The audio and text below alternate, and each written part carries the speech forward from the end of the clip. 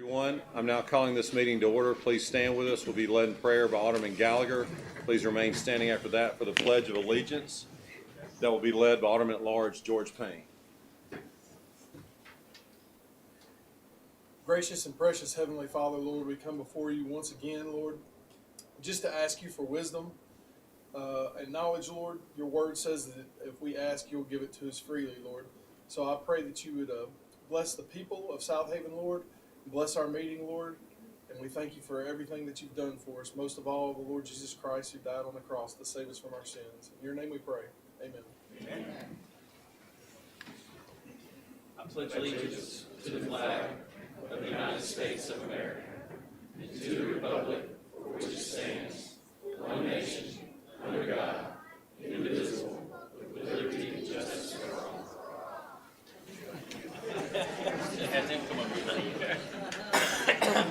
Star is born. It's a nice little echo.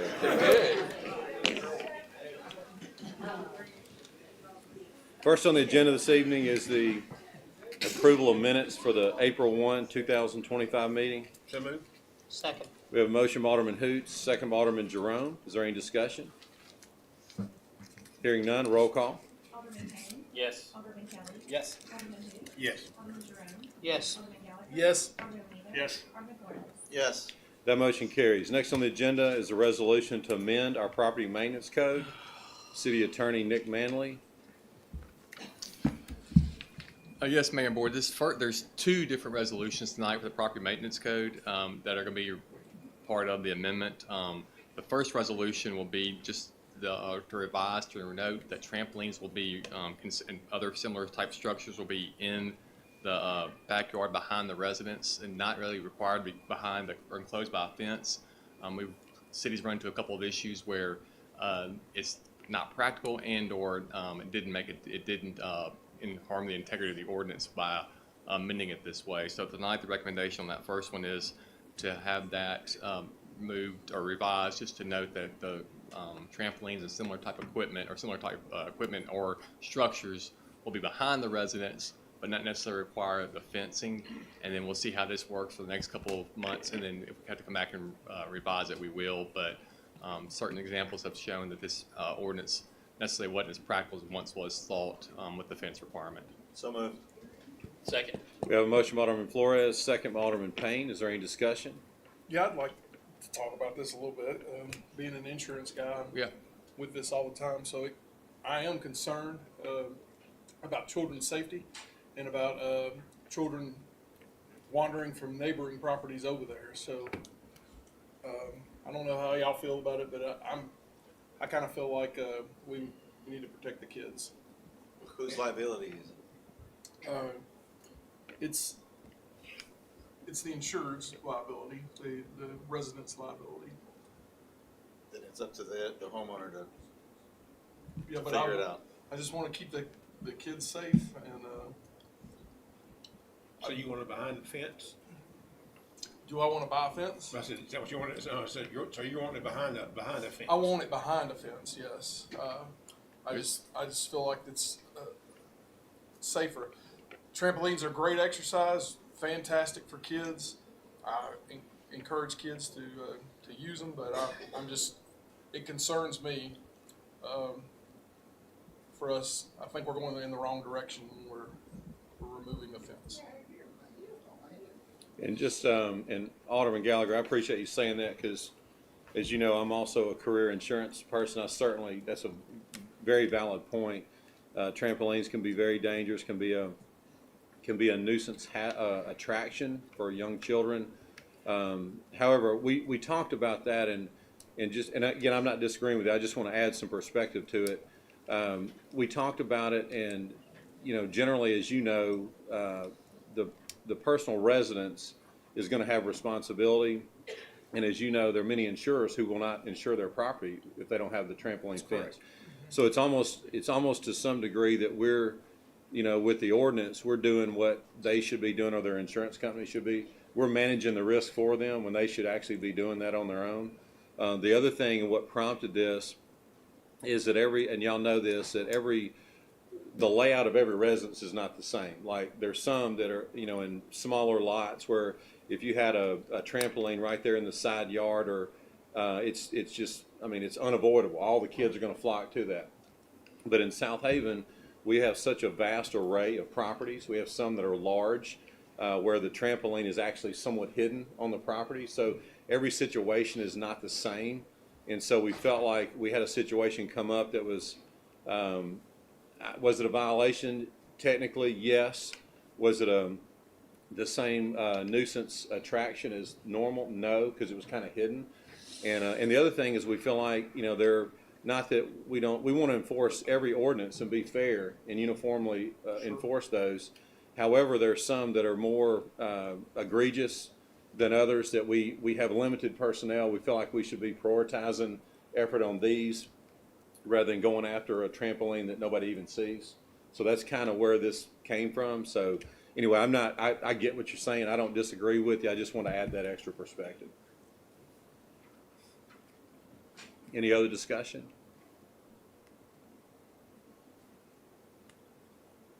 Roll call. Alderman Payne. Yes. Alderman Kelly. Yes. Alderman who? Yes. Alderman Jerome. Yes. Alderman Gallagher. No. Alderman Wheeler. Yes. Alderman Flores. Yes. Okay, and that motion carries. Was there another one, Nick? Yes, sir. One more, we had another revision to our property maintenance, and this was just to note that the blighted property, the definition section, or the violation section requires there to be one violation, which was approved by the board 5 or 6 years ago. However, the definition section has not been updated to reflect one violation, so that this will just make the ordinance consistent with the current use of the violation through the definition. So tonight, trying to ask for approval to make the ordinance consistent to include blighted property with one violation as opposed to 2 violations, which is consistent with the violation provision. And so we want to make the definition of blighted property consistent with the violation about blighted property in the ordinance. So moved. Second. We have a motion from Alderman Flores, second from Alderman Gallagher. Is there any discussion? Hearing none, roll call. Alderman Payne. Yes. Alderman Kelly. Yes. Alderman Hicks. Yes. Alderman Jerome. Yes. Alderman Gallagher. Yes. Alderman Wheeler. Yes. Alderman Flores. Yes. That motion carries. Is there another one, Nick? No, sir, that's it. Okay. Okay, so next on our agenda is a recommendation for Snowden Grove Park lighting project. Yeah, the board had previously authorized seeking proposals for the energy saving services for the Snowden Grove lighting. Since that time, the response to our proposals, there was only one that was received by Path Lighting. Thus, the City Parks recommendation is to proceed with Path Lighting. So at this point, need authorization to negotiate a contract and authorize them to start any audits they need to do to bring that information back to us. So tonight, need authorization to authorize negotiations with Path Lighting, along with any ancillary items or ancillary requests as part of those negotiations. So moved. We have a motion by Alderman Flores, second by Alderman Wheeler. Is there any discussion? Hearing none, roll call. Alderman Payne. Yes. Alderman Kelly. Yes. Alderman who? Yes. Alderman Jerome. Yes. Alderman Gallagher. Yes. Alderman Wheeler. Yes. Alderman Flores. Yes.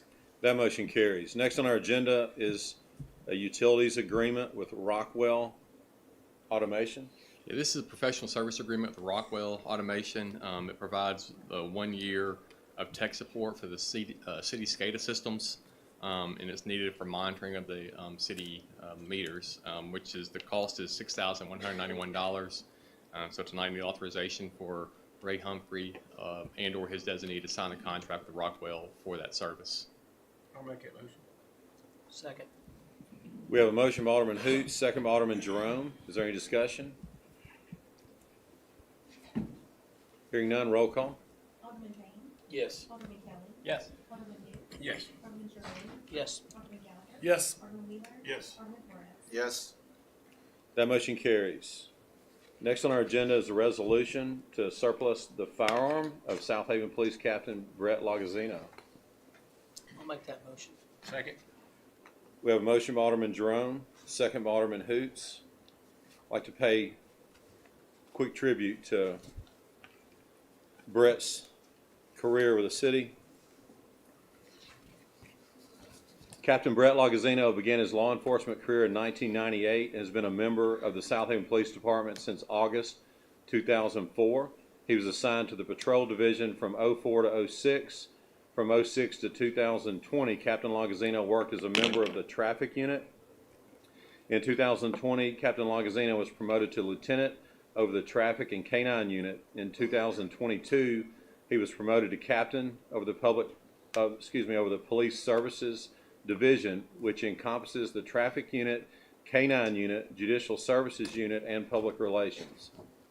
In addition to his regular duties, Captain Lagazino served as an accident reconstructionist, radar and laser radar instructor, police motorcycle instructor, driving instructor, and instructor at the Mississippi Delta Community College Law Enforcement Training Academy.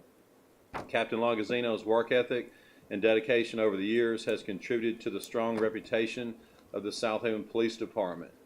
We wish him well, and we thank him for his service. We know that there, as with all of our police professionals, there are many days and nights that they're away from their family. They put themselves in extreme risk for all the citizens of Southaven and others that come to our city. And so today we want to thank Captain Brett Lagazino for his service.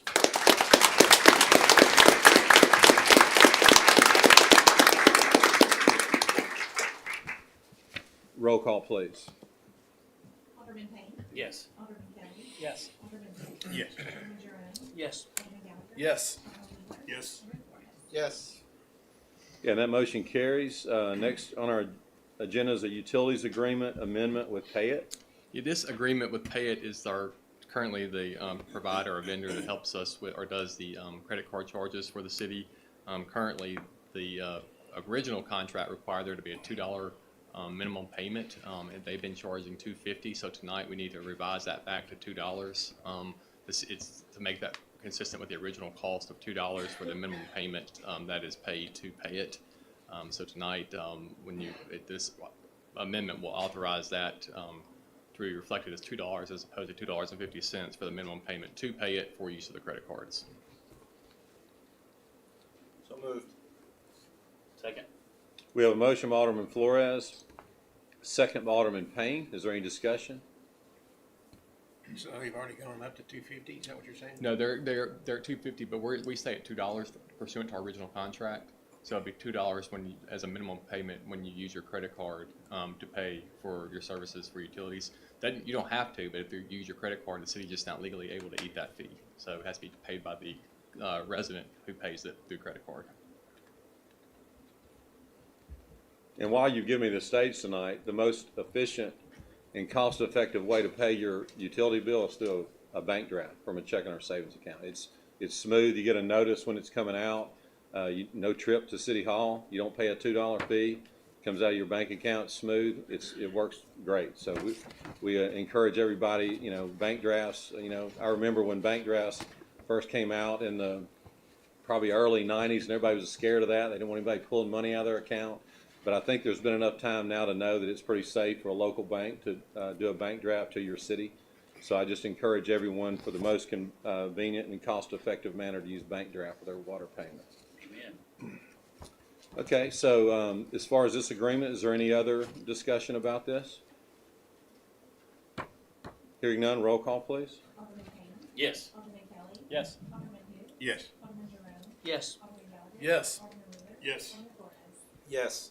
That motion carries. Next on our agenda is Bank Plus Amphitheater sponsorship.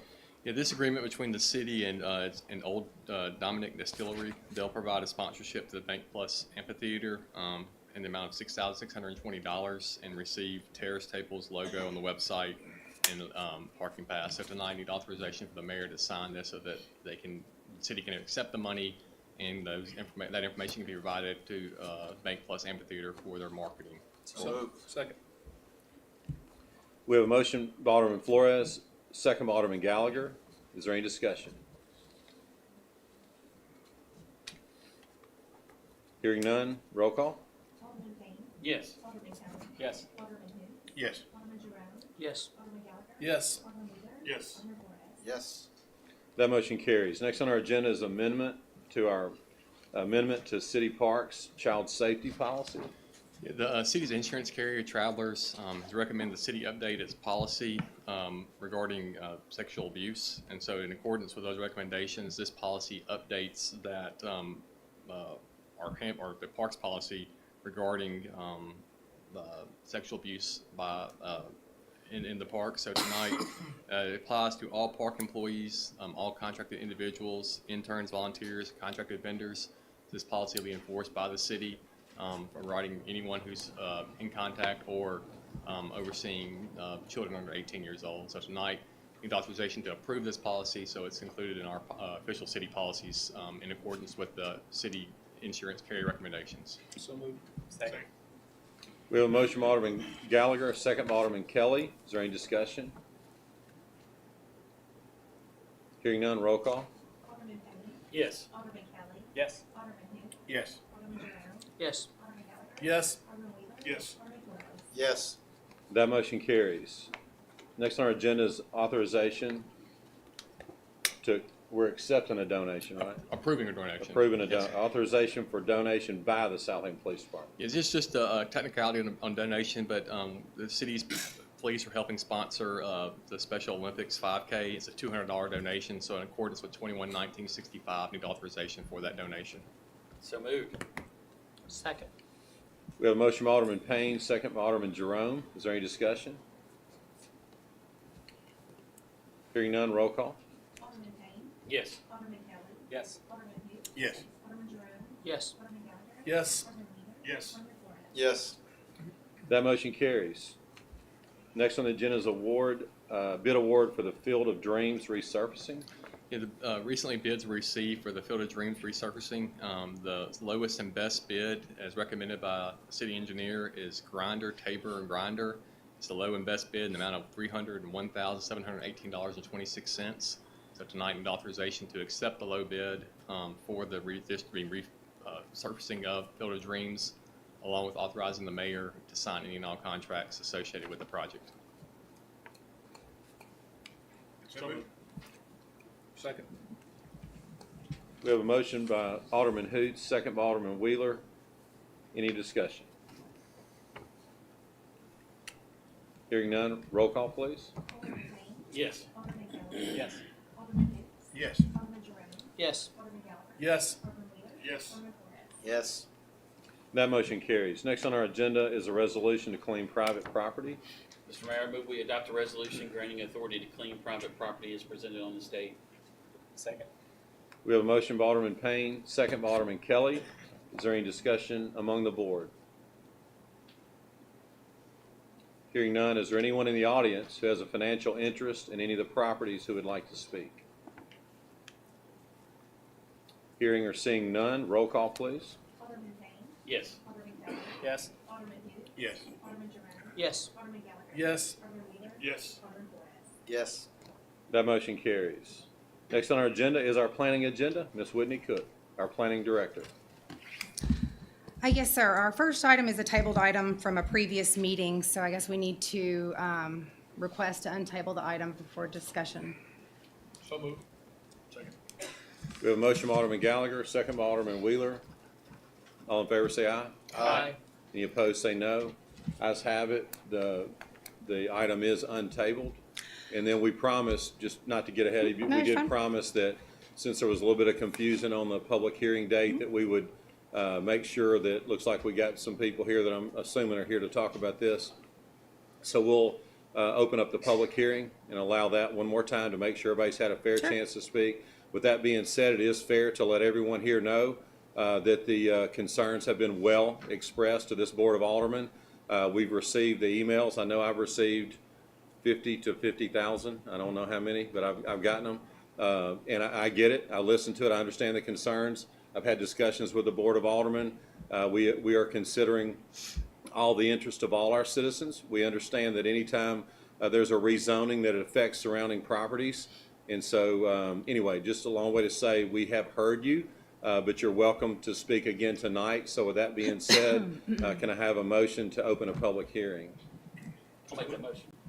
Second. Okay, we have a motion by Alderman Payne, second by Alderman Wheeler. All in favor say aye. Aye. Any opposed say no. Ayes have it, motion carries. So Whitney, would you allow, let's do the hearing now, and then we'll resume back to you. So the public hearing is now open. Is there anyone in the audience who would like to speak about item 1, rezoning? And if you do, please come to the front and state your address. We want to hear from people who actually own property in the city of Southaven. Hey, as you guys all know me, I'm Miss Lambert. I've came up here and spoke a couple times. We have lots of concerned citizens here who want to speak, so it's great that you guys are giving us a chance to speak on this issue. And what is your address? My physical address, Where you where I live Do on you own Meadow property Lane. in the city? Yes, I own Okay. property on Meadow What is the Lane. address of that property? It's 3766 Meadow Lane. Okay, thank you. And so I just appreciate y'all letting us speak. I know I've spoke several times and started the petition and everything going on, so I don't really have anything extra to say other than what I've already told y'all. But I just feel that I appreciate letting everybody speak, and if you guys want to speak up, you know, now's your time. So thank you. Thank you for that.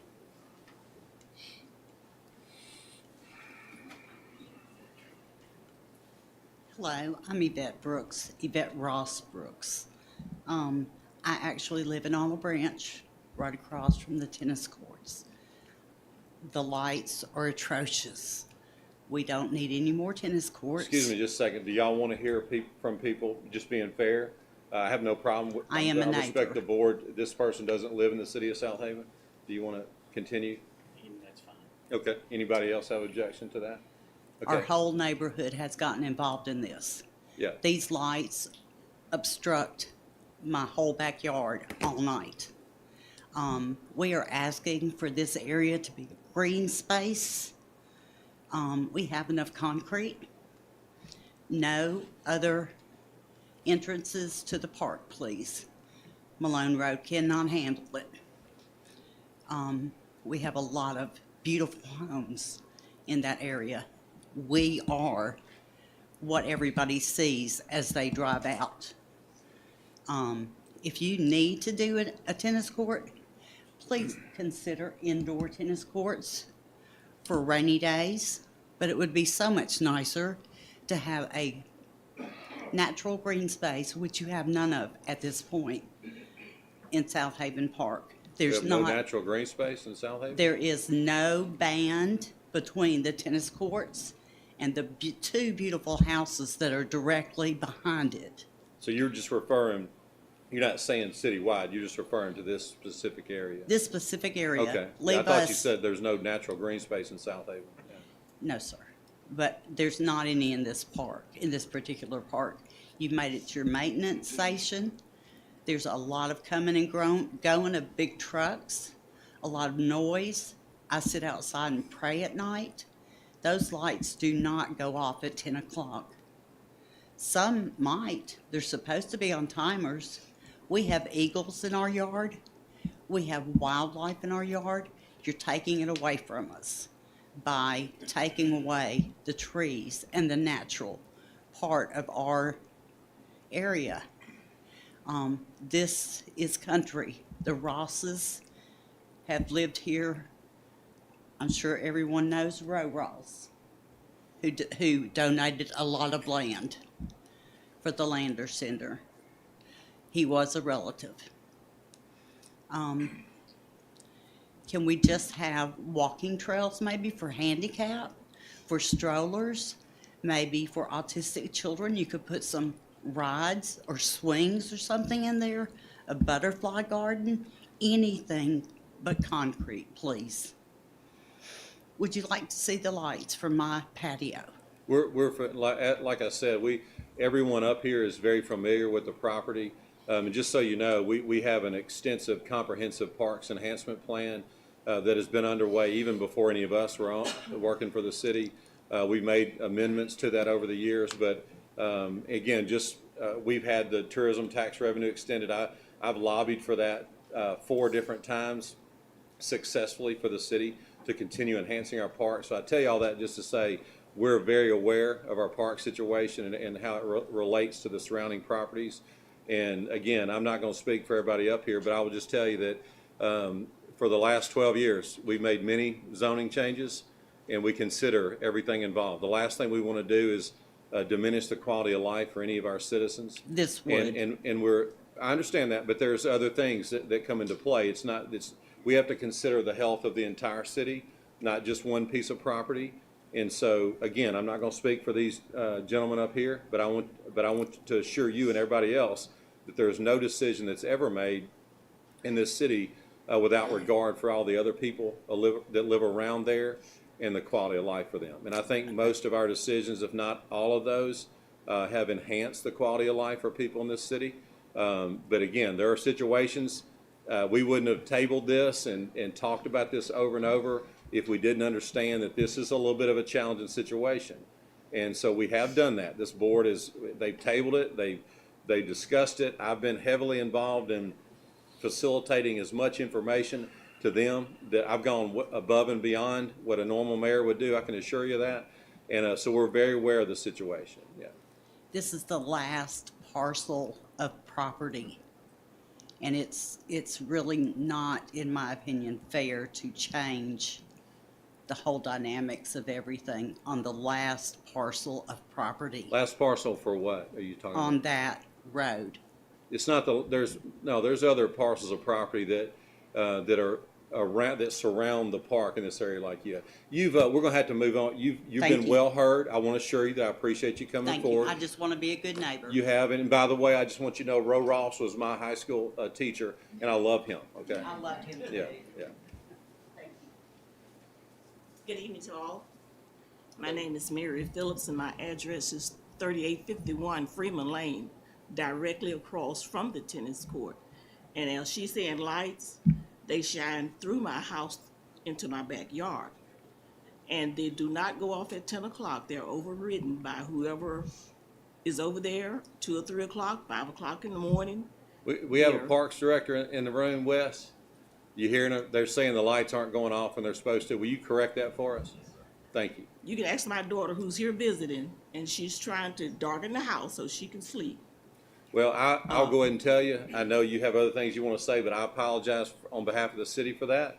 We will make sure they go off at the right time. I'm gonna hold you to the apology too. You will ask my department heads if I follow up on my promises. And Yeah. as far as that partial of land for the apartments, that will create a They're not apartments, they're townhomes. Yeah. townhomes then. The townhomes, and there's no guarantee whether they be bought or rented. I know it's supposed to be where they'll be sold, but still, there's no guarantee that whoever gets them will not rent them, and we will have everybody in and out of there. There's, of course, as she's saying, the traffic on Malone Road. I'm sure y'all will have to extend that road, widen it or whatever, and everybody's property is going to be affected. But there's wildlife there, and they would get rid of all the wildlife that's in that area.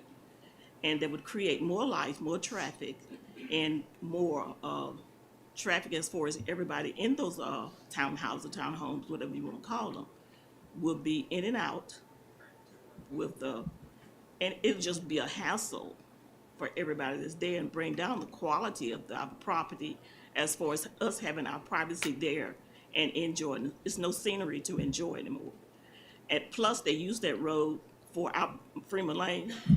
I don't know if I would say unauthorized telethon, walkathons, where I am blocked permanently out of my home with no authorization from anybody or any kind of notice that these walks are going on. It's just that we want to be involved, we want our privacy there, and we enjoy the scenery and especially the lighting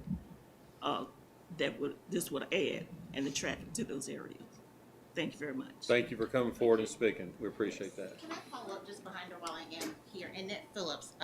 So I grew up here and went to school here, so I'm the baby of the family. I will say this with the lights so that you all are aware, Alderman.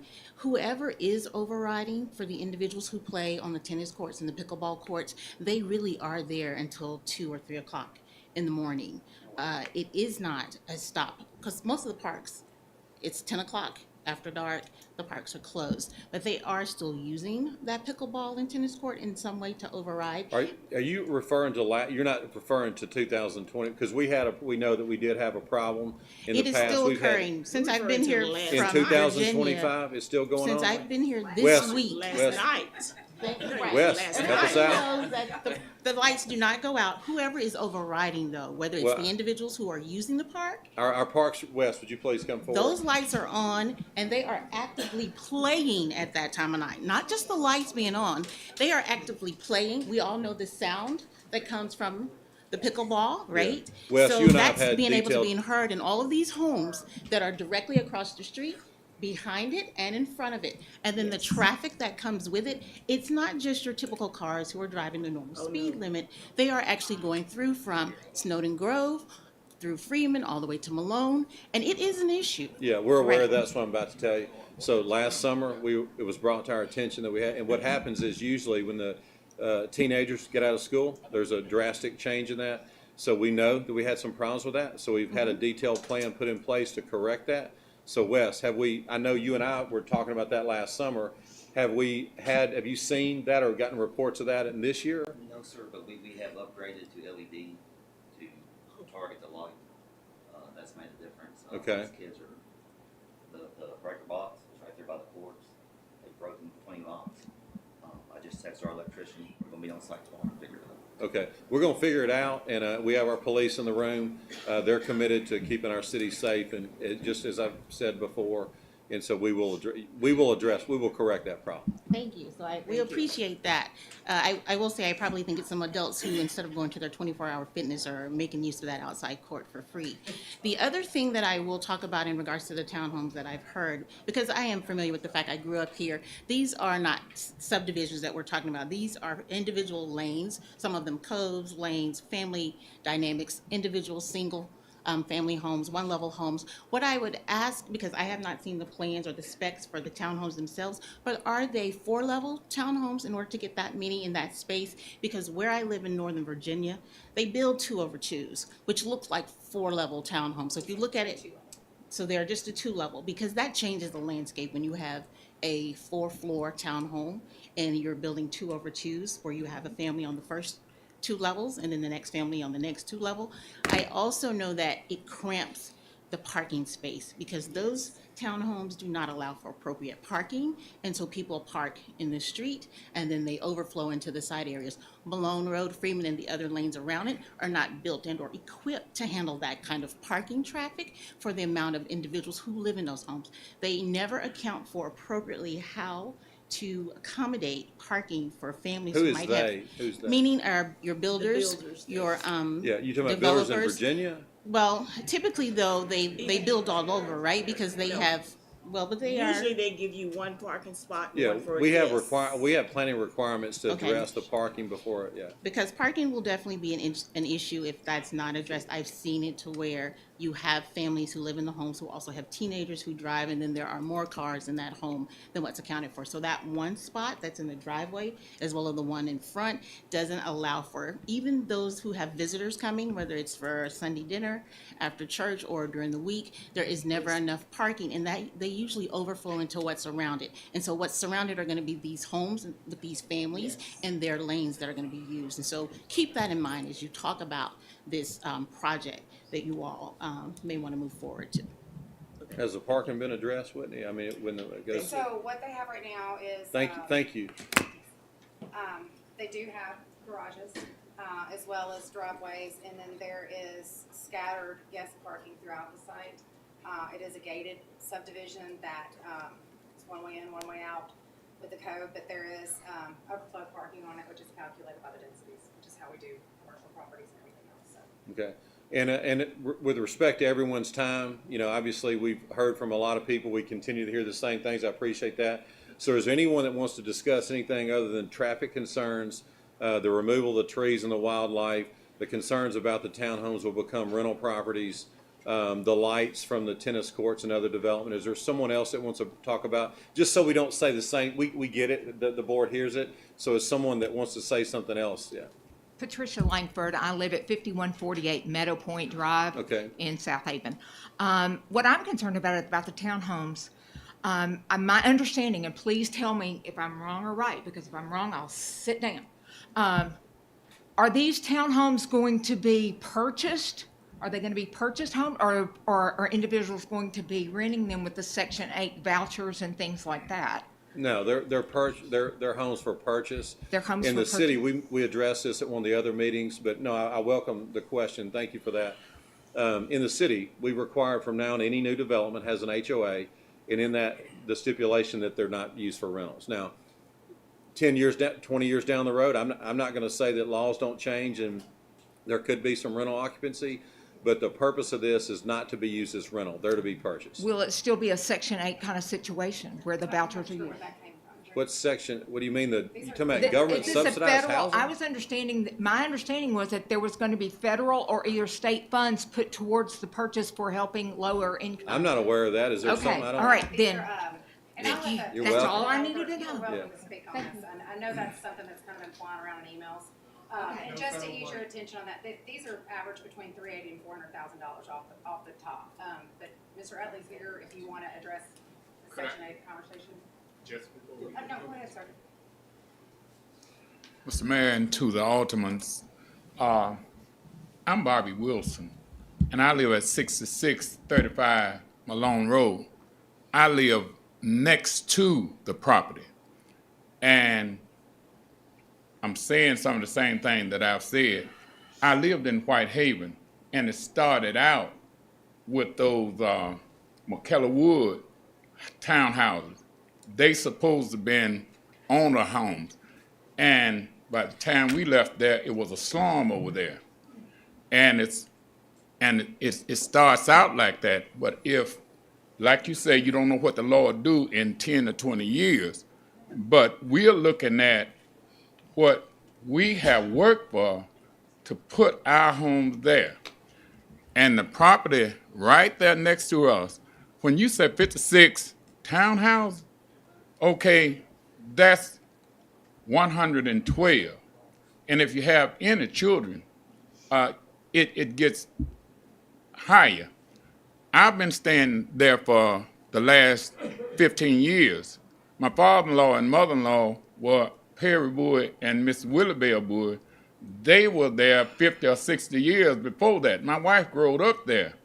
And when you begin to think about, we've been there 15 years. I've had 3 concrete mailboxes torn down. I might get up in the morning, somebody done got drunk, run all through the yard, and it's a big ditch there. They run all through that. I'm not saying that townhouses ought not to be there, but 56, that's a little much. And I just want to be heard. And at night, I don't know where the police be in Southaven at, because it's a drag strip down through there. You talking about on Malone Road. It's a drag strip down through there. Yeah.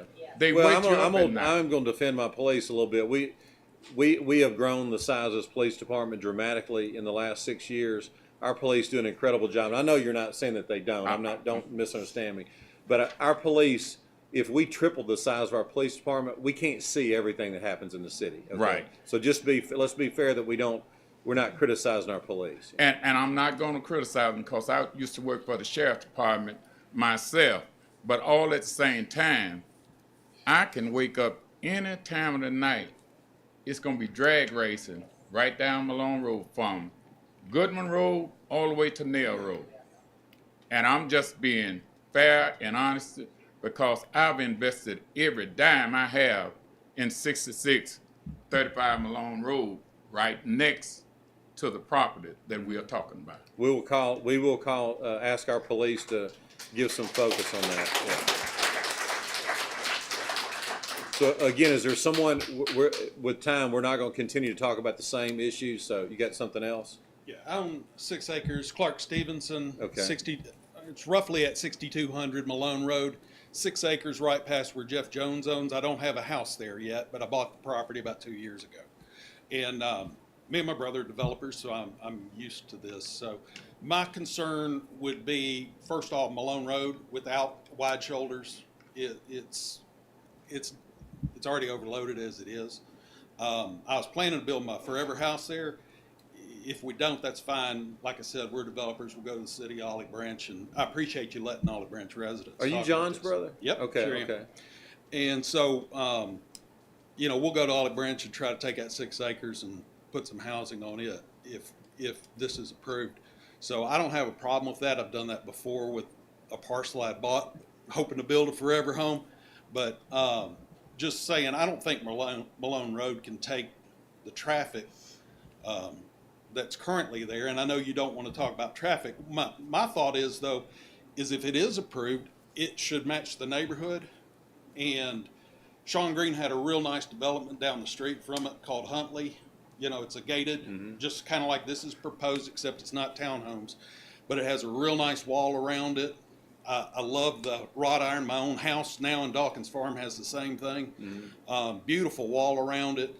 And I would agree with the gentleman here that if it is approved, maybe reduce the size of it a little bit. Doesn't have to be a whole lot, but that's a lot of houses to be sticking on 10 acres.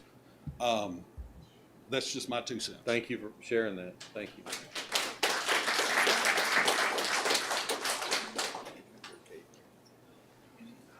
I was really hoping not to speak, but nobody's brought my point up yet. I'm Sarah Ringgold, 6610 Nelwood Drive, Olive Branch. So I'm in the neighborhood that's directly across the street, same neighborhood they're talking about. My concern is the water. When we change the landscape or put more concrete, as they say, is the drainage into the ditch. I live on that creek that runs, you know, up through there. And when we added like the soccer fields and the park and the other buildings we've done since then, I've lived here since 08. Our creek has fallen in, like we're losing property into the creek where we are because of the water load's just too much, too fast. So what will be done to... Anytime a development's done, there's a drainage engineering inspection. Drainage plans are done with that for the very reason that you say, so it's not a disturbance to the surrounding properties. Now, with that, with water, Nick, if there's anything that we've talked about over and over about water is water. You know, I had a citizen one time that told me that my water was hurting their property. I said, my water? And, you know, so I don't think any of us own the rainwater, but we have responsibilities as a city to manage that. Right. And we As do people, that. We have engineers, quality manage it. engineering team. So anything that, whether it's a park improvement that the city does or a private development, we still have engineering inspections for drainage to make sure that it doesn't do that.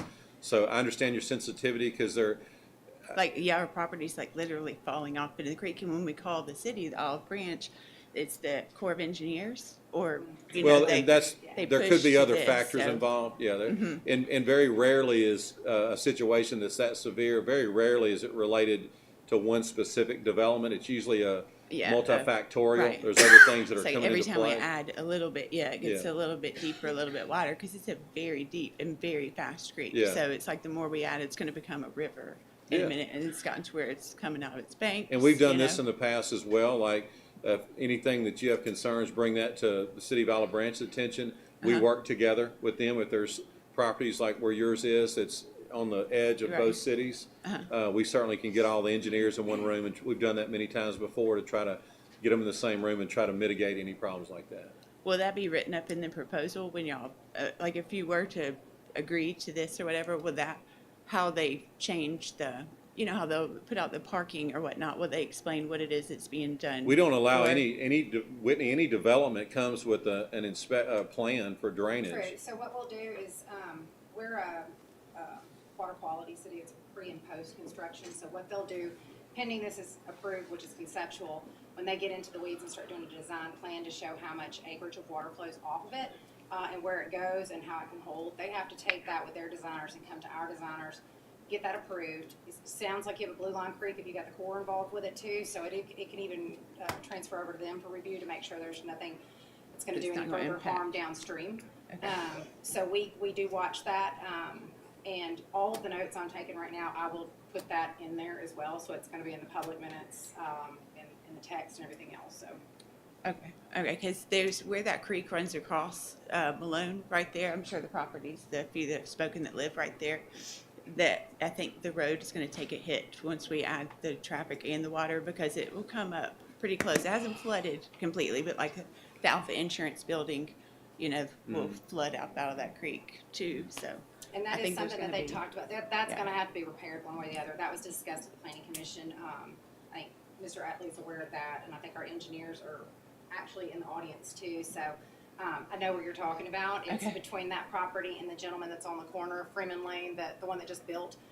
There is some erosion right there that we'll take a look at either way, so.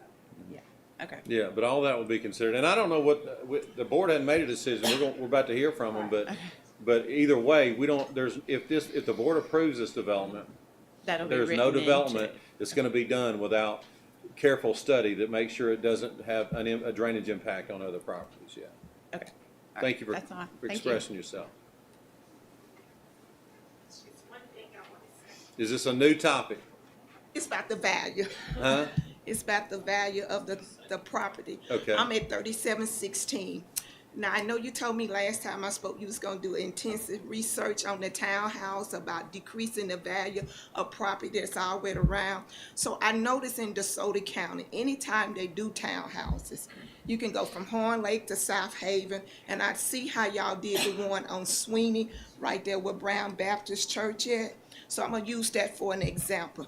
Now, I think that brought value to that area because you got Central Park subdivision on that side does not have expensive home. So when you get on Malone Road and where everybody is concerned about, those are different types of homes. I know she said the price was gonna be up to 400 and something, but in my research, anytime a townhouse has came in an area, it decreased the value. So I want y'all to look at that very clear because Do you have, I mean, I think that's relevant. You have some sources for that, or? you can look at, I talked about Bailey Station the last time, in which that's Horn Lake. Then you have another one on Tulane, which is in Horn Lake. They are bigger townhouses. But if you go through there, when they was built, they was nice. Even the one in Bailey Station, they was very nice. Everybody was excited. We gonna get townhouse. But they soon develop into rentals. Then you got the one that's on by Greenbrook. I think that's Greenbrook School. Those townhouses. They couldn't sell those, so they started doing those extended stay. Now, I'm not knocking what he doing, but I do want you to take the value as to when you talk about townhouse compared to single family home, that's totally different value. So I need you to take that in consideration. Amen. Thank you.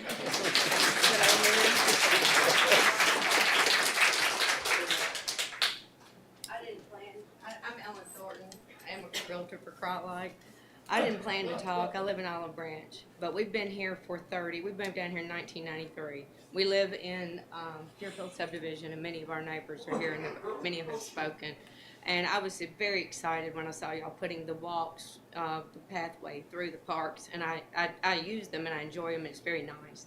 And so my issue is that everything around there is single family. And the problem is what the last lady just said, once you bring multifamily houses in there, it changes the whole dynamics of the communities and the houses around them.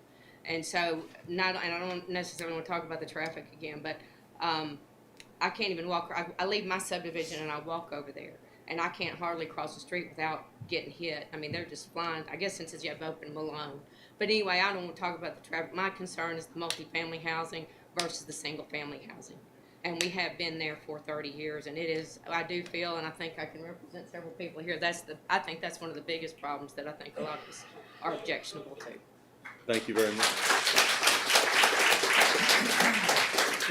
Can I just address the single-family, multifamily? Yeah, this is the developer. This is Mark Utley. Yeah, Mark Utley Jr. I'm a full-time builder and developer, and so multifamily is apartments. This is single-family attached. So there's a difference. So now that as a sure, and these are for sale. So. Would you say that? So I don't know if everybody. Yeah, these are for sale, and I can kind of go into, the whole development now if it's a good time, or if there's anyone else that wants. Well, to I think that we had a planning. We can, but that's what the planning commission was for. And with no disrespect to anybody, we can't just keep duplicating the same thing. There are opportunities to talk about, the rezoning at the planning commission. So, what it specifically is, I mean. Whitney, it was presented, there were photos. Yeah, the details were presented. The elevations. Elevations were presented. I mean, just in a summary, like I said, it's 56 units, one way in, one way out, gated access, owner occupied per the covenants, Right. 1,950 square foot minimums, 3 bedrooms, 2 baths, single car garage, clubhouse, pool, dog park involved You're with it. still in my presentation. I'm sorry? No, I said you're still in my Oh, I was thunder. just, No, I'm I was kidding. just giving a quick summary to them. No, Just- no.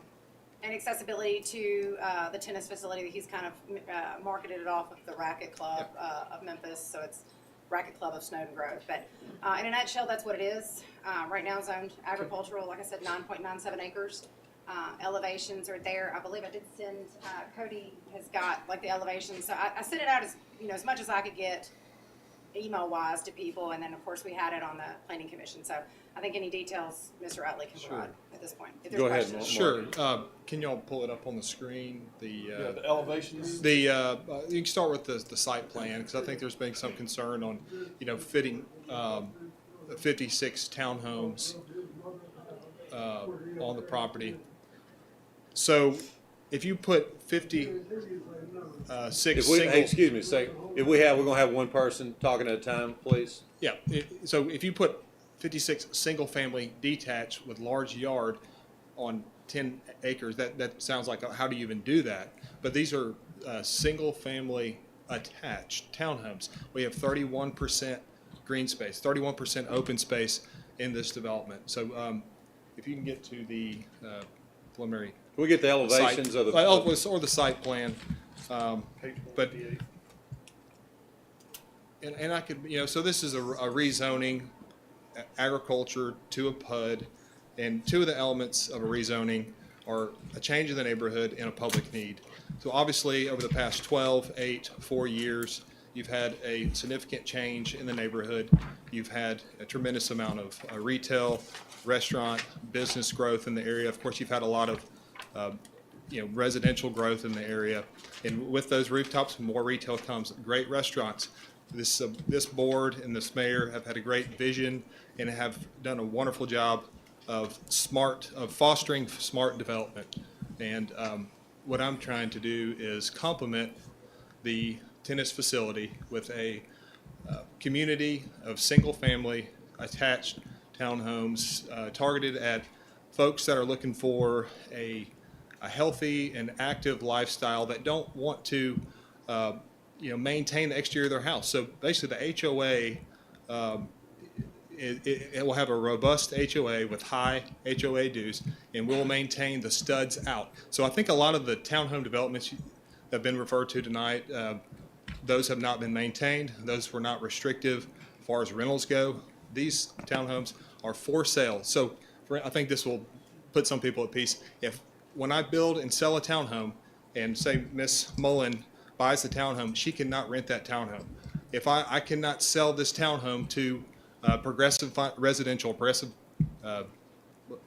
Real Estate, I think it's called, or Progress Residential or BlackRock, I cannot sell to them, and they can't rent it. So once I sell these townhomes, they cannot be rented. That's in the covenants in the PUD text. So these are not rentals; they're not apartments. So as you see, we'll have a gated entrance with a passive in and out gate. We have a lake pond detention area at the front, which will help with any concerns on stormwater runoff as has been brought up tonight. We'll have a fountain in that pond. We have a clubhouse.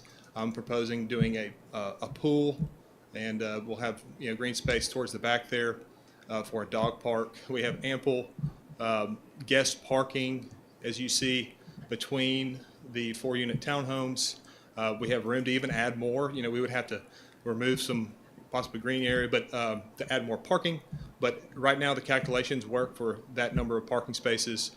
So these are high quality townhomes. They have outdoor kitchens, 3-bedroom, 2.5 bath, quartz countertops, hardwood floors. And I don't think any of those other townhomes in Whitehaven or Horn Lake, even come close to comparing to what these are. So this concept, and actually this architect, I worked with on this design. I went to Oxford and met with some other developers and builders and saw what they were doing and how the high-end townhomes that they were doing. And one of them was fortunate enough to give me his architect. So that's where the elevations came from. He's out of Baton Rouge. So I put a lot of thought and consideration into the quality of this project. And, you know, I think this is something that the city of Southaven would be proud of. It would be a compliment to the tennis facility, hence the name, the Racket Club Townhomes of Snowden Grove. You know, this is somewhere, like I said, you know, you don't have to maintain, you don't have to cut your own grass. You know, so all the landscaping, all the grass, all the exterior, or your roofing, basically studs out, is taken care of. And, you know, you could walk to restaurants, one of the many restaurants. You could walk to the amphitheater, enjoy a concert. I mean, there's just, you know, I envision people, you know, hanging out in the back porch, watching their friends or family play tennis, you know, out the back. So, so I hope that, you know, kind of paints a picture of, you know, what I'm trying to do. And I think if you look in if you zoom out on an aerial and you look at this area that has now become the new city center, which, you know, the new basically square, which previously Southaven didn't really have, which the mayor and board have now created with other developers. You see this piece of property is a unique piece of property, and it's situated walkability to all the commercial, but also it's you know, near residential. So I'm not proposing apartments. I'm not proposing commercial use or any non-conforming use. This is a residential, single-family attached townhomes for sale. Thank you, sir. Yes, sir. It's going to be something different, not the same thing, all right? Good. I live at 3678 Beatty Lane in Garden of Snowden Grove. Now, I have nothing against you or anything like that, but we've been swindled once, and I'm not trying to badmouth someone, but when I bought my house 8 years ago, Mark Ingram told us that we had HOA. We didn't. It was in the contract, but there's no HOA. There was no president. There was nothing. Who did? Mark Ingram, and he built Phase B inside of the Garden of Snowden Grove. And even right now, our pond is decreasing because we was told that the city used to take care of the pond, but a few years ago they stopped and they released it to the community. Well, there's so much mud after Mark, the city stopped Mark from building the last house at the dead end of Beatty Lane. But Mark had put this big drain pipe down there, and after they did the soccer fields and he did that drain pipe, the water course changed it. Now we have so much mud that have came over the dam into our pond, it have changed the depth of our pond. When I first moved there 8 years ago, around the dam area, that pond was about 5 feet deep. Right now, you can go to the dam area and you can see the bottom of it. And every time it rains real good, our pond turns brown. Now we have to pay someone to drag it to get the mud out of it to bring it back. And there's crappie, bass, and brims in there, and I love fishing. And that's one of the reasons I bought the house, because I can walk out my backyard and just grab my reel and go fishing, and I don't have to put nothing in the freezer. I can eat it right then, you know. But this changes everything. So if they do this, I'm concerned with the course of the water, because right now we're losing. Before it didn't have to rain. The water will comes into the pond from the dam, but now since they did all that, now the creek was about 5 feet. Now it's about 3 feet. It have just, even though he did put the rocks around it trying to support it, but that didn't work.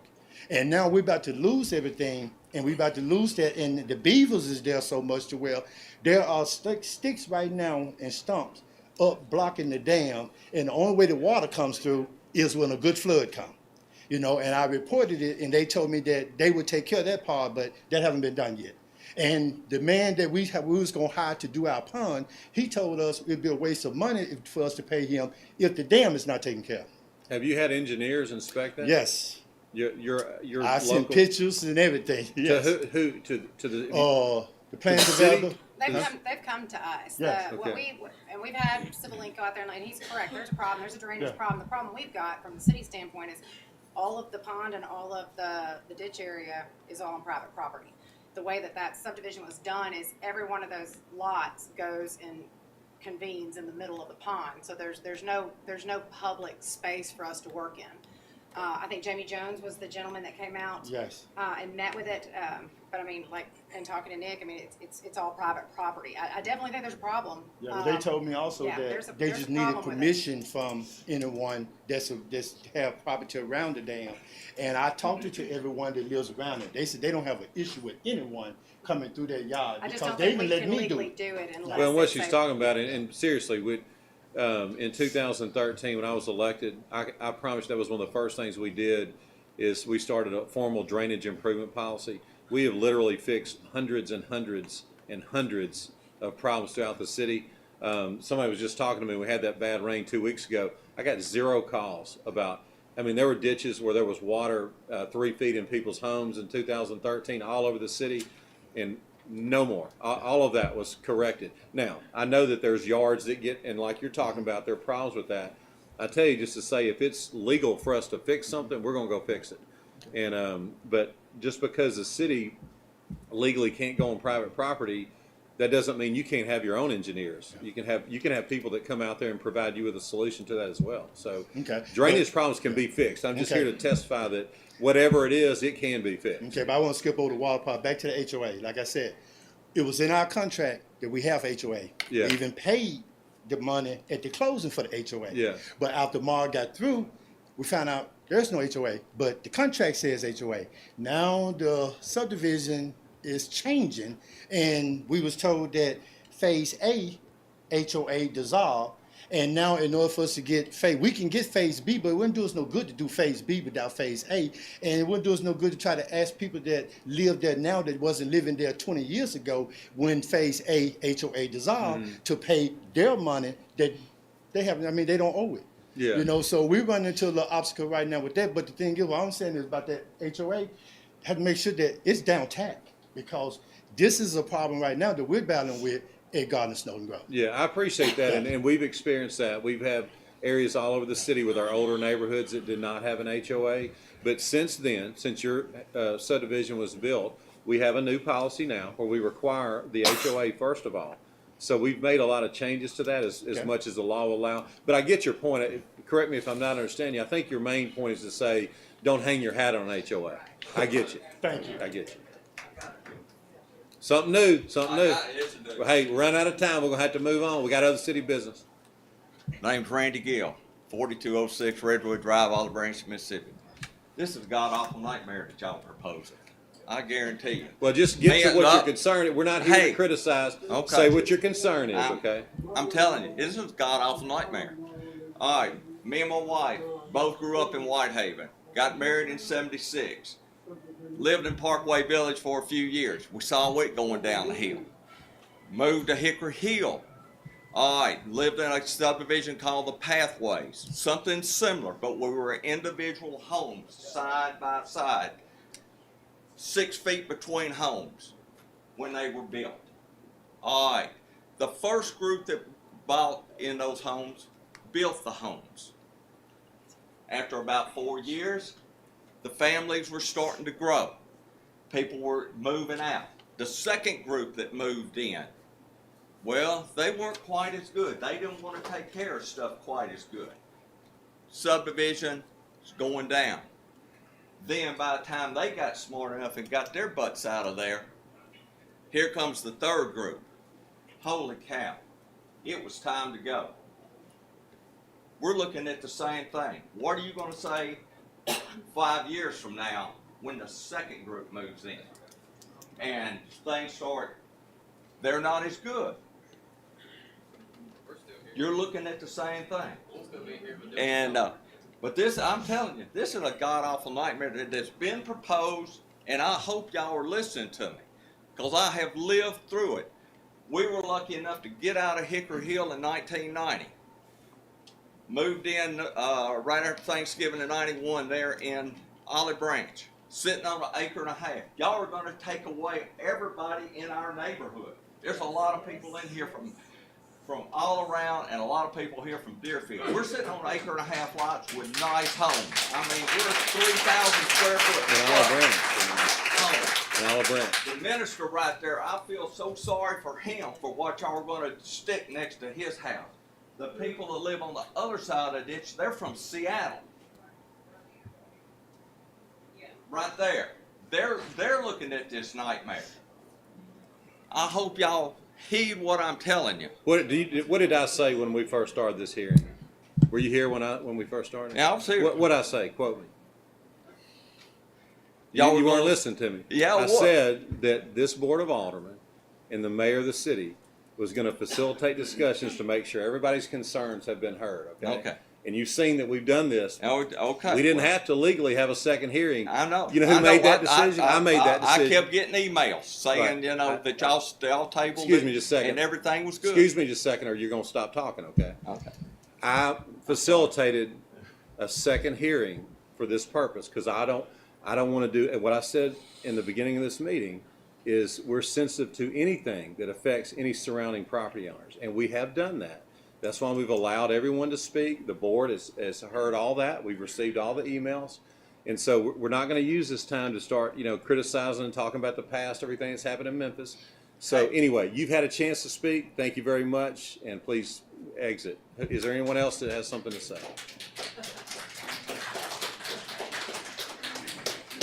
One at a time. I'll be real short. I'm Ernie Heath, 5816 South Manor Cove. And the developer talked about access of walking to the trails and all. There's no room to walk on Malone. You'll need to put in some sidewalks and make it safer, or some rear exits out the back instead of coming You down got the some line. funding for that? We're ready right now. Okay. And again, we're not going to rehash everything in the city. no, We've but I'm taken just- the most aggressive pedestrian improvements in this city are like nobody else in this county has done.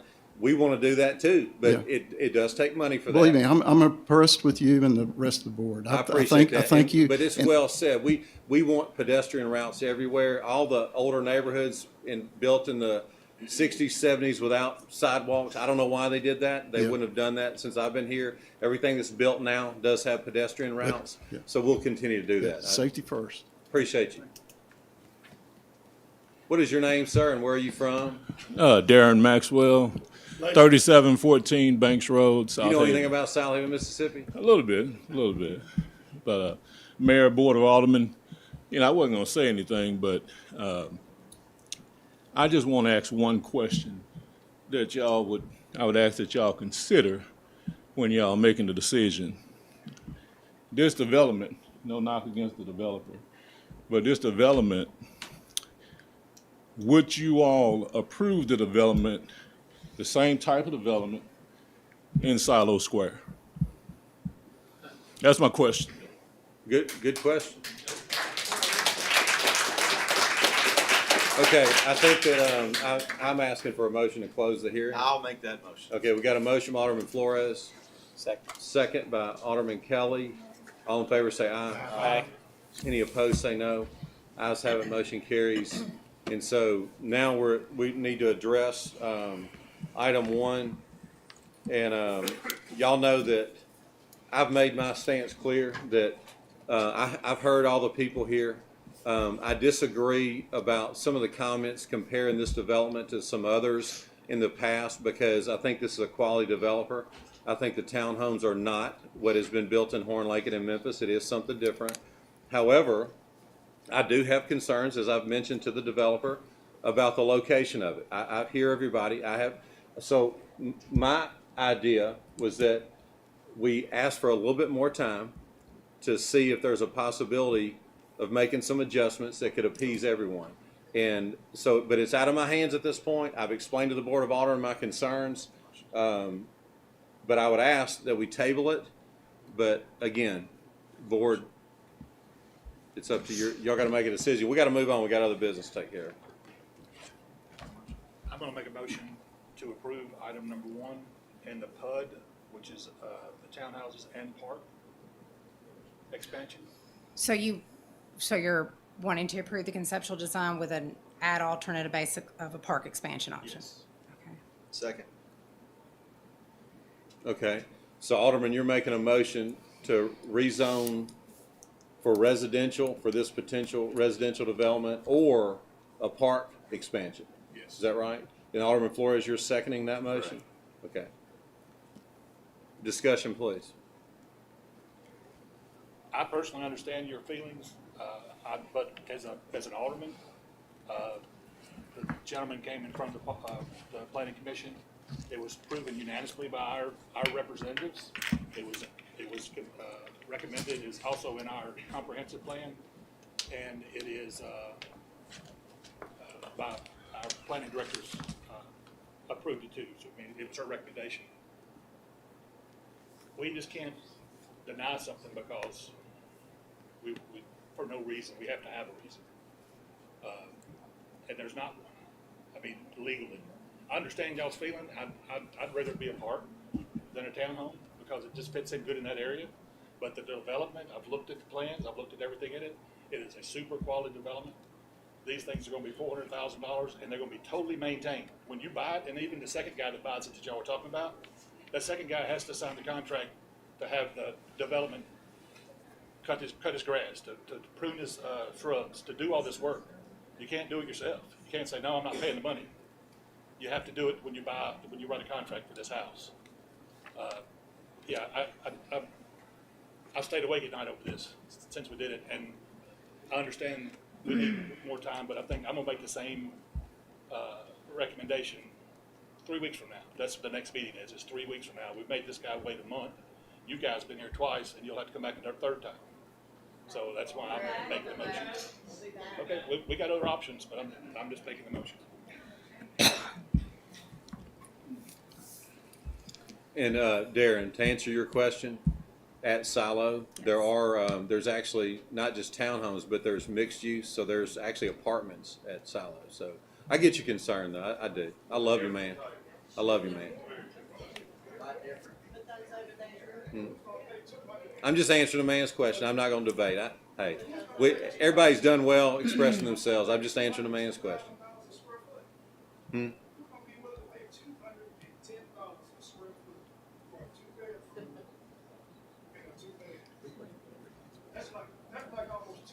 Well, the market will determine it. I mean, if it, yeah, and yeah, it is. But hey, let's get back to the business. So, is there any other discussion among the board? Anybody else have any concerns? We have a what the motion again is to approve the rezoning for both the residential development that's being proposed or a park enhancement. And so, as y'all know, that's been something I've discussed with everyone, that I feel like the property also is in a key location for future park plans. And I feel like if the development is there, it's going to limit future tennis expansion. It is. And so again, like I said earlier, I look out for the future of the city, what I think is best. I think Mr. Utley has a good development, but I think your decision, and I think that's the purpose of this motion, is to leave the door open for some potential discussion with that, because I want to be noted as saying this: if this development happens there, it is going to limit the future of tennis expansion. It is, because you were just running out of real estate over there. But again, I think Mr. Utley has a quality development. I respect the fact that he found a piece of land. He wants to build a quality development for the city of Southaven. So I'm going to shut up, and it's the board's job to make a decision. So any other discussion about these two, this motion, this second? Hearing none, roll call. Alderman Payne. Yes. Alderman Kelly. Yes. Alderman Hood. Yes. Alderman Jerome. Yes. Alderman Gallagher. Yes. Alderman Wheeler. Yes. Alderman Flores. Yes. Okay, and that motion carries. Item 2, Whitney. Item number 2 is a subdivision application. It is 13.14 acres total. It is the Angel Commercial Subdivision. You're going to see it's on the north side of Goodman Road, just east of Elmore Road. I think everybody knows it is the big excavation pit. If you'll remember, a few months back, we did a PUD on it, where we were trying to separate out the commercial properties from the residential portion that was going to access Greenbrook Parkway for their entrance and exit. So this first application kind of coincides with the second application, and that is an adjustment to the Angel subdivision, which removes the big portion on the north end where all the residential is going to be. It's going to remove it completely so that it can be a subdivision on its own. And then it adjusts the acreage and the recorded lots for only the commercial subdivision on the south end. So it would be 2 lots. It would be 1.48 acres in the existing lot 1. Lot 2 would be removed, and they would encompass 4 acres with 0.37 acres remaining for an extension on the south end. This is a formality, basically to get the residential portion out of it, but we have to record it as such to remove it from that subdivision so that we can go on to item number 3 and put the residential portion in. Can we go to the next slide? So. That's where I separated out. I figured it was Ma'am? easier to do that. That's where I separated out the two, because Yeah, so the yellow, so it's shrunk? No, it is the same that we had in the PUD. Okay. It's the same acreage. It's just that yellow portion is what's being pulled out of this subdivision. So the item that we're talking about now is the blue at the bottom.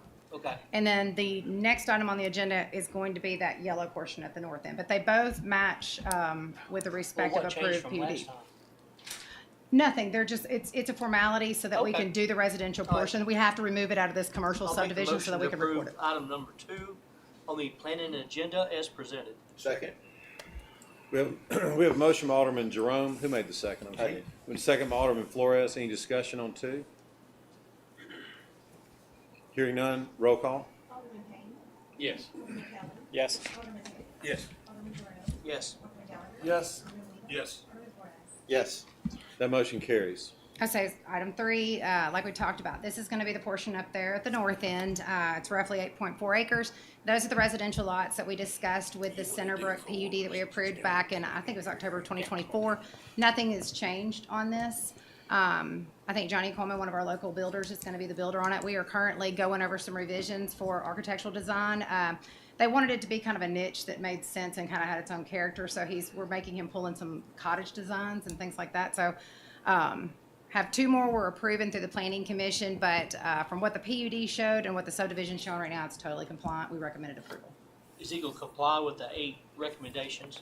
Yes, he is 100% in compliance with us and working with us through the whole thing. Okay. Yes. I'll make that motion to approve item number 3 on the planning and agenda as presented. I'll second that one too. Okay, we have a motion on item 3 by Alderman Jerome, second by Alderman Flores. Is there any discussion? Hearing none, roll call. Alderman Payne. Yes. Alderman Kelly. Yes. Alderman Hoots. Yes. Alderman Jerome. Yes. Alderman Gallagher. Yes. Alderman Wheeler. Yes. Alderman Flores. Yes. That motion carries. Item number 4 is a design review package. If everybody will remember, right behind Wendy's here, there was an old, I believe it was a law office, had a lot of code enforcement issues. I even think I have a what it used to look like picture in there. After a lot of discussion with the property owner, they actually took it to the ground. And with that, what you have tonight is what they're coming back up with, and it is a 5-bay small commercial tenant space for electricians, plumbers, details, somebody who doesn't need a big warehouse spot, needs a little office location, but wants a small bay to start their business off with. It's a great revitalization project. You do have their architectural design in there, has a modern look to it. I know that Alderman Hoots and I talked. He was a little concerned about the whole modern look of it, and I kind of assured him that what we don't want to do is match what's there, because we're trying to get a revitalization to it. So something different kind of sets that precedence. But he did talk to the property owner, and I believe he calmed some of the concerns. I think Alderman Hoots had some concerns with the wattage of the lights to ensure that they were bright enough to cause some security aspect to it. The applicant had no problem with that. Asked about some brick on it. We have a great landscape plan with it. And don't let me speak on your behalf if there's any other concerns. We do feel like it's a great revitalization project. I can tell you he hasn't done it yet, but he thinks the old Checkers building is just as big an eyesore as us, so I'm currently trying to convince him to purchase that as well. But this is kind of what we want in that revitalization zone, is people to take some of the responsibility off of these older buildings, take them down and come up with something new. So we applaud him for it. It went through the planning commission great and voted unanimously in favor of it. Mr. Mayor, make a motion to approve item number 4 on the agenda as presented on this night. Second. We have a motion on item 4 by Alderman Kelly, second by Alderman Hoots. Is there any discussion? Whitney, are those garage doors to put the commercial vehicles in? Yeah, they're glass front doors, so there'll be a front entrance bay. There's no exit on the outside, so they'll go in and out from that So, frontage. so that's where they'll store So the those vehicles. parking, those parking, Those are parking stops bays. gonna be there? Parking's, where are you looking at? Oh, go back to the. No, the picture's a different picture. Okay, so no, when he and I were trying to figure out what we wanted it to look like, this is one he found elsewhere, and he sent it to me. He's like, "What do you think?" And I liked it because of the window lines and the modern look. So that's just conceptual there. I'm sorry. Yeah. So there will not be. So they'll have a place to put their commercial vehicles. Yeah, inside the so building. actually, there's no parking on the frontage of this. That's going to be just queuing area to stack into the Okay. bays. The parking is actually located on Southview itself. Okay. All right. Thank you. Mm-hmm. Any other discussion? It's kind of exciting. It's nice. Hearing none, roll call. Alderman Payne. Yes. Alderman Kelly. Yes. Alderman Jones. Yes. Alderman Jerome. Yes. Alderman Gallagher. Yes. Yes. Yes. The final application is a conditional use for a barber shop. It's in Town Center Loop. Our ordinance says you can only have two within a half-mile radius, so this is a formality to see if it fits that distance requirement. Window survey shows that it does. It is well outside the parameters of another barber shop. That being said, we recommended approval of the conditional use permit for 1 year with a 4-year extension pending compliance. Is the place he's going into, is it vacant now? It is. Okay. I'll make the motion to approve item number 5 on the planning agenda as presented. Second. We have a motion by Alderman Jerome, second by Alderman Flores. Is there any discussion? Hearing none, roll call. Alderman Payne. Yes. Alderman Kelly. Yes. Alderman Hoots. Yes. Alderman Jerome. Yes. Alderman Gallagher. Yes. Alderman Wheeler. Yes. Alderman Flores. Yes. That I will motion sit down carries. now. Next on our agenda is our mayor's report. Spring Fest, April 22 through 26.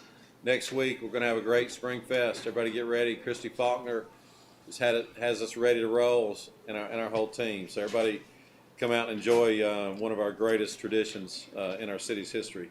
Swinney Road dip repairs. Y'all heard me talk about this. Y'all know that, long story short, back when the road was extended south from just south, it was a Highland Grove subdivision, south to Church Road. It went through a swampy area. The city studied, prior to that, had studied a bridge, had studied all other things, but found a way to do a box culvert and make it work. When it was under construction, there were some construction errors that caused sinking in the road, and that's what caused all the humps. Since then, there's new technology. There's new material that can be pumped into the road to pump it back up without having to dig the road out and redo it. So we took advantage of that new technology. So that was done, and the final layer of asphalt was put on it today. So I can't wait to ride it. And no dips, speaking of Springfest and fairs, no rides, okay? But anyway, that's done. That's a big accomplishment for us. Again, showing our commitment to make something right. I was determined before I left office I was going to fix the Swinney Road dip repair, so that's a success. So. I rode the east side of that street yesterday on the way home from work. It was smooth. Was it good? It was good. Good. They had the west side to do. I think that's the final that was done today. Yeah. So it'll be really nice. Last thing, y'all know that we start a program to start marking special places in our city that were a special part of our history. There had never been historical marker signs in the city of Southaven until we did this. We have completed that. So the last one is Fun Time Skateland. We just got the sign. Anybody heard of Fun Time? And for those of you who are too young or too old, let me just tell you, in its heyday, it was a special part of Southaven's history. A lot of people have taken great joy out of seeing that recognized, brought back a lot of special memories for a lot of people. And so that's the purpose of this, just to, kind of build that pride in our city again, bring back good memories of our city. And we're old enough now where we have historical places. I mean, there was a time when Southaven was so young, there was really no history here. So now we've gotten old enough to where we can start, celebrating our history. So we've done that. We've talked to South Point Church, who is an outstanding citizen for a group of citizens for our community. They're such a great church. But when we reached out to them as a courtesy, we're going to put it in the right of way, not on their property. But when we reached out to them, their response was, put it wherever you want to put it. And so that just shows who they are. So we are going to install that Fun Time Skateland sign sometime this week or early next week. And then we will have finished all of our marker signs. So again, we're going to have ears open if somebody else, your citizens reach out to you if they have another place. These are the ones where some of the, our original history, but if somebody's got something else, bring that to our attention and we'll keep this thing going. And that's all I have tonight. Obviously, I've had a lengthy meeting, so we'll move on to the personnel docket. Mr. Mayor, I move we approve the personnel docket as presented on this date. Second. We have a motion by Alderman Payne, second by Alderman Hoots. Is there any discussion? Hearing none, roll call. Alderman Payne. Yes. Alderman Kelly. Yes. Alderman Hoots. Yes. Alderman Jerome. Yes. Alderman Gallagher. Yes. Yes. Yes. Yes. That motion carries. Next on our agenda is our city attorney's legal update. Mr. Nick Manley again. Just first item real quick is just noting that we're entering the animal shelter contract in the minutes. No action to take. It was approved at the last board meeting for the expansion. That has been signed and approved by the mayor, so that is going to be entered into the minutes. The next two items we can do at the same time. It's the first one I sent the email about this afternoon about the recycling notice. Since the recycling costs are going up, it does not affect the sanitation rate whatsoever. It only affects those who are chose to recycle, and it goes up, I think, 48 cents per month for those who are recycling. But since it is an increase under state law, we have to advertise that it is a recycling increase. But the notice will say it does not affect sanitation. It only affects if you choose to recycle, which is strictly optional. So that's the first option, first item to approve.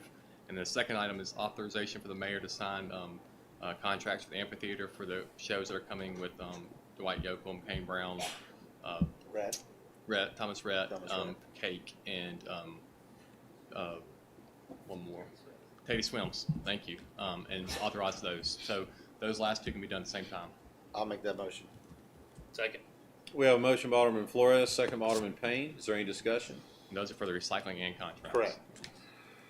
Any discussion with either one of those topics? Hearing none, roll call. Alderman Payne. Yes. Alderman Kelly. Yes. Alderman Hicks. Yes. Alderman Jerome. Yes. Alderman Gallagher. Yep. Alderman Wheeler. Yes. Alderman Flores. Yes. That motion carries. Next on our agenda is our utilities billing leak adjustment docket. Mr. Mayor, I move we approve the utility bill leak adjustment docket as presented on this date. Second. We have a motion by Alderman Payne, second by Alderman Hoots. Is there any discussion?